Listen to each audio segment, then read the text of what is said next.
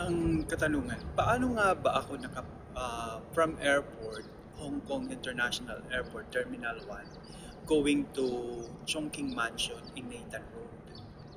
Ang ginawa ko ay pagkalabas mismo ng immigration area, diretso ka lang, makikita mo ay may boat, may nagbebenta ng octopus card. Tapos bibili kayo ng octopus card. Ako binili ko, nag-charge sila ng 50 Hong Kong dollar rental tapos 150 na pwede mo magamit. Then after that, sasakay ka na sa diretso ka lang, sasakay ka na sa Airport Express train or Sky train. Oo. So, ang bababaan mo is Hong Kong Station, which is unang niyan is Airport Express Station, Chingye, Kowloon. Then, after Kowloon, Hong Kong Station. Pagdating mo ng Hong Kong Station, lilipat ka sa Red Line ng train, which is papunta na sa Chingsong Chai. TST, hindi ko mabigkas pasensya na. TST, then pagka lipat mo sa sa red station, uh, dalawang station lang yon ay nasa ka na sa TST. Ang una niyan is pagkasakay mo, Admiralty at saka susunod na TST. Tapos para sa mismong Nathan Road or Chungking Mansion ka, ang labas mo ay dapat sa exit ika lalabas. Ano siya, ang pamasahe niya is 65 Hong Kong dollar. Meron naman ding isang option, magbabas ka. Bababa ka lang sa airport doon sa terminal ng mga bus. Ang sasakyan mo is A21. Doon naman, kailangan mo rin ng octopus card o kaya credit card o kaya kung may Hong Kong dollar cash ka, po pwede. Pero dapat eksakto kasi hindi sila nagsusukli. Ang pamasahe naman doon is 34 pesos at 34 Hong Kong dollar.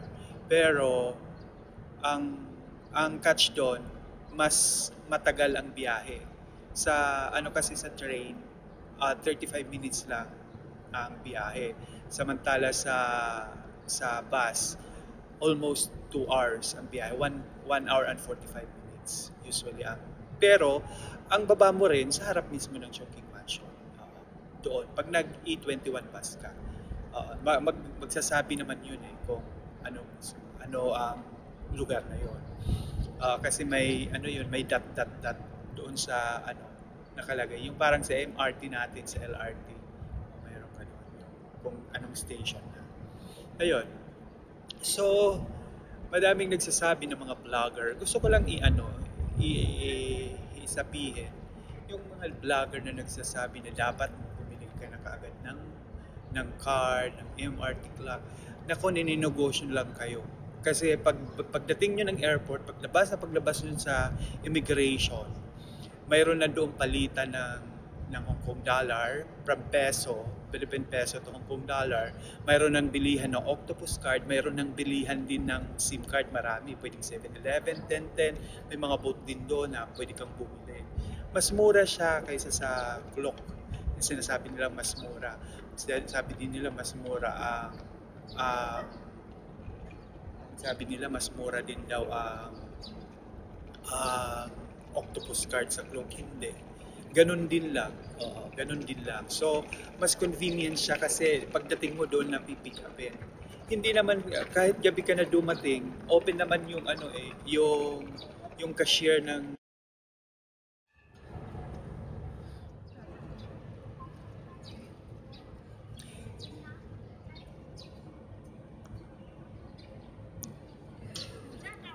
uh, isa pa pala, yung sa immigration, pagdating sa immigration sa Hong Kong, hindi na sila nagtatatak. Hindi ka na rin tatanungin kung ano-ano. Bibigyan na lang po kayo ng ng white na, na square na papel na may nakasulat. Parang yun na yung pass mo. Tapos doon naman sa Pilipinas, sa immigration, ang itinanong lang naman sa akin kung kailan ako babalik. And then, wala na. Tinatakan na, smooth na lahat.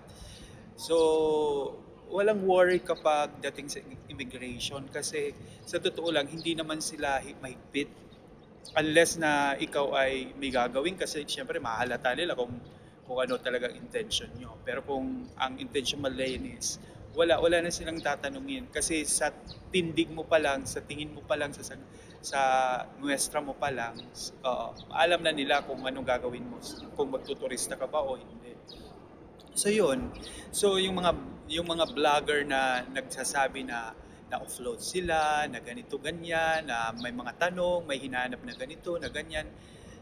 Based sa experience ko at sa mga nasundan ko at sa nakita ko, wala naman silang hinihingi. Wala.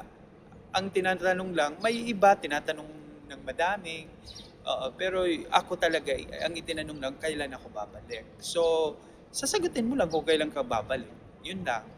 So, pero kailangan din prepare ka pa rin kasi baka mamaya hingin yung booking ng titirahan mo, yung flight, dapat itinerary mo, dapat handa ka pa rin. Ilagay mo lang sa bag mo para anytime na hingin nila, kukunin mo na lang sa bag mo. Or kaya picturean mo sa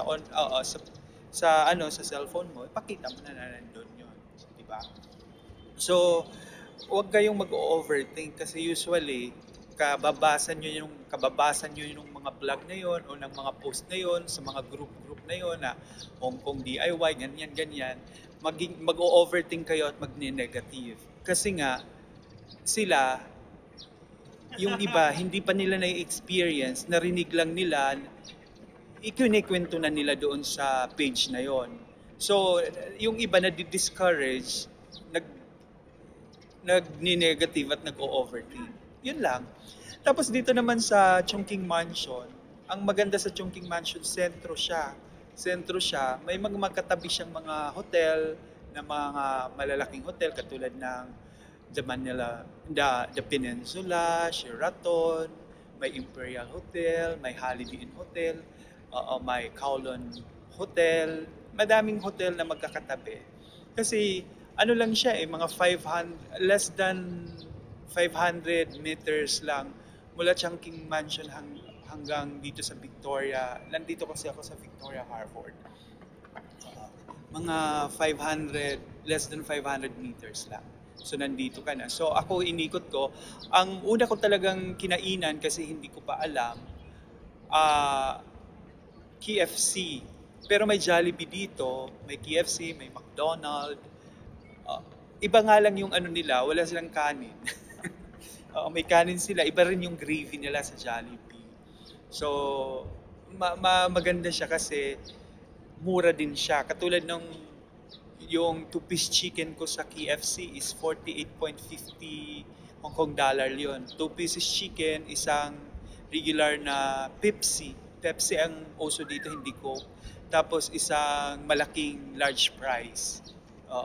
48.50 dollar or mga 330 something ang equivalent niya. So parang sa Pilipinas din lang ang price actually.